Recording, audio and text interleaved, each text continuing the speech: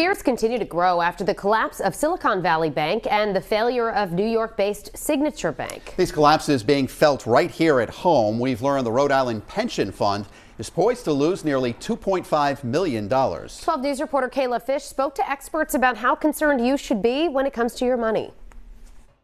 As the ripple effect continues, those I spoke with are working to calm fears that this could spiral into something like the financial crisis of 2008. People hear the term Silicon Valley Bank, they presume that the impact is primarily in California and Silicon Valley. Massachusetts Representative Jake Auchincloss says almost half of Silicon Valley Bank's branches nationally are in the Bay State. Countless nonprofits and young companies in the life sciences and technology and elsewhere that are putting their cash in a bank in good faith need to have confidence that money is going to be there at the start of the week. He's calling for a Massachusetts-specific breakdown from the FDIC on the impact of the failure. That the banking system is safe. Federal regulators set up an emergency fund to protect depositors at SVB and New York-based Signature Bank over the weekend.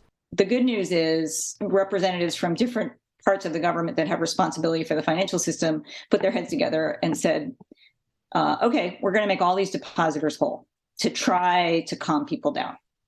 The bad news is the reason they did that is because they thought if they didn't, there was the possibility of a system-wide failure. But the fund doesn't protect investors like Rhode Island. According to a spokesperson for General Treasurer James Diossa, the employee retirement system is poised to lose $2.5 million it had invested in banks affected by the collapse. Diossa said Rhode Island's exposure has been, quote, limited, as the projected loss represents a small percentage of the $10.3 billion state retirement plan. History in financial markets doesn't repeat itself. These things happen, and I do think that in this case, it's not going to lead to the kind of economic pain that we saw after the great financial crisis in 07, 08, 09.